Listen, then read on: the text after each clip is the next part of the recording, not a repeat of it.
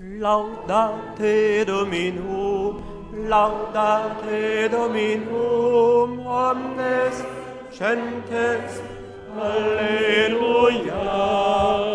Laudate Dominum, laudate Dominum, omnes gentes, Alléluia.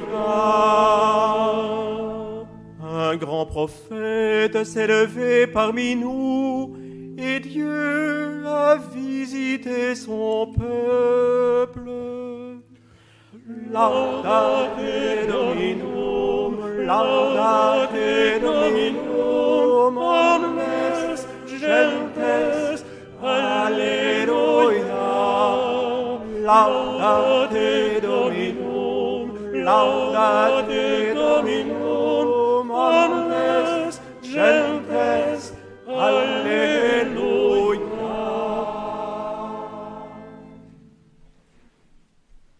Le Seigneur soit avec vous. Évangile de Jésus-Christ selon saint Marc.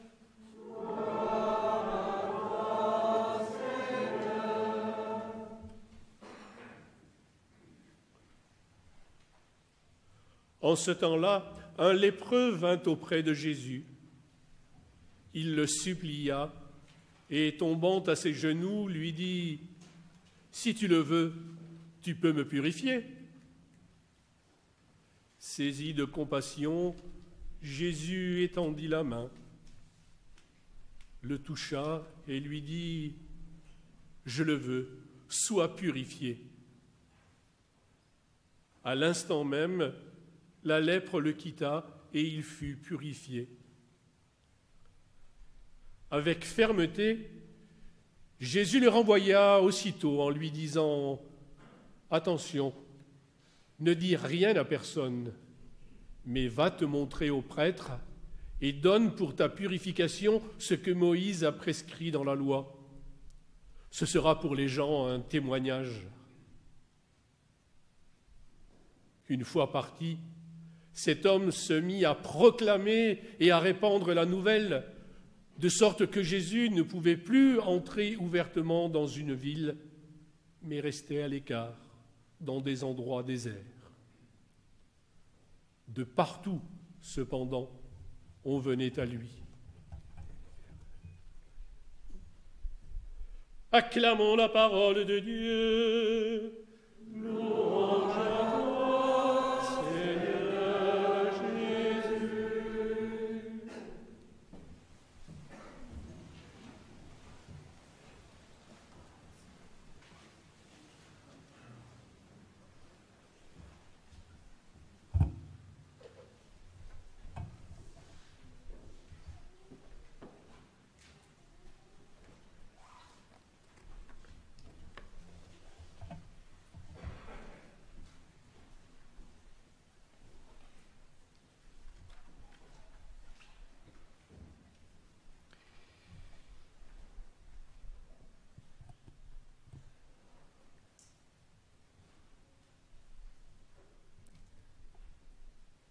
Ce matin, je vais commencer notre réflexion de la parole de Dieu par la 12e lecture. Saint Paul qui s'adresse à la communauté des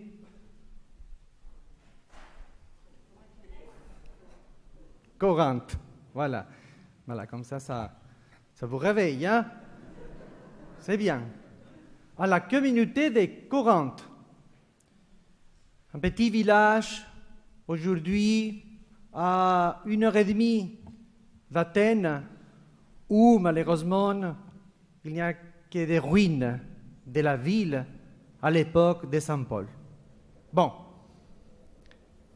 Saint Paul donc, qui s'adresse à la communauté chrétienne de Corinthe, en leur disant « Frères, tout ce que vous faites, faites-le pour la gloire de Dieu. Frères, tout ce que vous faites, faites-le pour la gloire de Dieu.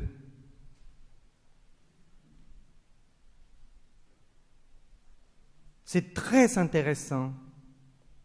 C'est-à-dire que ce message qui a été adressé, ça fait déjà des siècles, reste toujours très actuel pour nous aujourd'hui. Parce que déjà, nous essayons de continuer à nous nourrir avec cette parole du Seigneur chaque dimanche, à vivre cette rencontre personnelle avec le Christ comme Saint Paul, à travers la présence réelle de Jésus dans la Sainte Eucharistie. Mais pour nous, en tant que chrétiens, c'est très important aussi de vivre au quotidien cette rencontre avec le Seigneur. C'est ainsi que Saint Paul rappelle à la communauté, comme on nous rappelle ce matin, que tout ce que nous allons faire, déjà en sortant de la Sainte Eucharistie, déjà au quotidien, au travail, les enfants à l'école, les plus jeunes au lycée, au collège, là où nous sommes, pouvoir garder ces messages de Saint Paul. Donc, comment faut-il prendre conscience de cette gloire de Dieu dans ma vie? Avec des gestes très simples, gestes de bonté qui montrent cette bonté de Dieu, des gestes de miséricorde vers les autres qui montrent la miséricorde de Dieu, des gestes d'amour qui montrent cet amour de Dieu. Nos actions au quotidien doivent toujours donc montrer l'image de Dieu. Et ce n'est pas facile, ce n'est pas évident, bien sûr. Parce que nous savons tous, moi les premiers, les risques de nous regarder nous-mêmes. Saint Paul continue en disant « Ne soyez un obstacle pour personne. » Déjà, notre nature humaine nous amène à chercher notre gloire. Déjà, notre nature blessée par les péchés nous amène parfois à nous chercher nous-mêmes. Mais la bonne nouvelle ce matin, c'est de prendre conscience qu'un petit geste demandé aux enfants lorsque les parents vont leur dire qu'il faut ranger la chambre, les enfants vont se dire « Ah, je vais le faire pour la gloire de Dieu ». Ou lorsque les plus jeunes, pendant le temps de vacances, vont se dire « Ah, j'ai beaucoup de devoirs, mais je vais les faire pour la gloire de Dieu ». Ou lorsque je suis au travail avec quelqu'un avec qui je ne m'entends pas très bien, ça existe, non? Bon. Pour la gloire de Dieu, je vais essayer de montrer mon amour et ma miséricorde. Et écoutez la suite, c'est le complément à cette petite réflexion. Lorsque Saint Paul dit, en toutes circonstances, je tâche de m'adapter à tout le monde, sans chercher mon intérêt personnel. Voilà, vous savez, et nous en avons tous des joies, 3 clés. La dernière, lorsque Saint Paul dit « J'essaie de m'adapter à tout le monde », lorsque Saint Paul dit « Je ne cherche pas mon intérêt personnel », c'est-à-dire, nous voyons l'image de Jésus. C'est-à-dire, de nous mettre toujours à la place de l'autre. C'est pas évident, c'est pas facile. Mais lorsque je peux arriver, avec la grâce de Dieu, à me mettre à la place de l'autre, je pourrai mieux l'aimer. Je pourrai mieux le comprendre. Je pourrai mieux l'aider.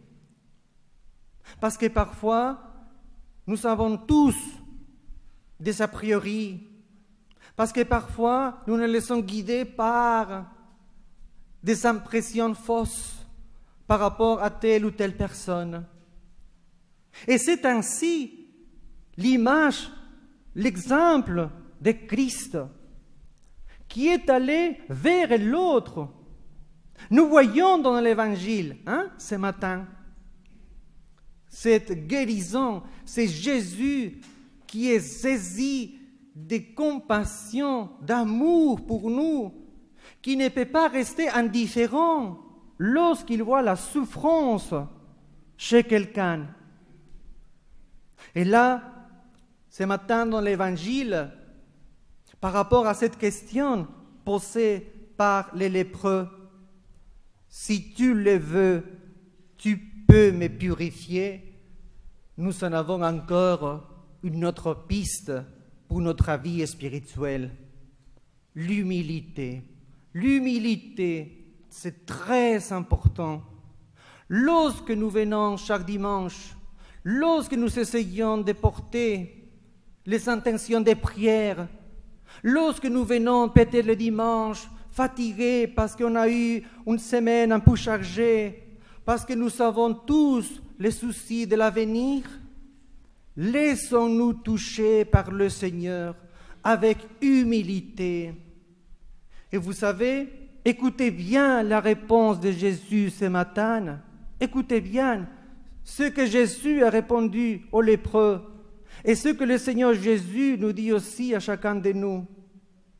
Je le veux, je le veux, je le veux.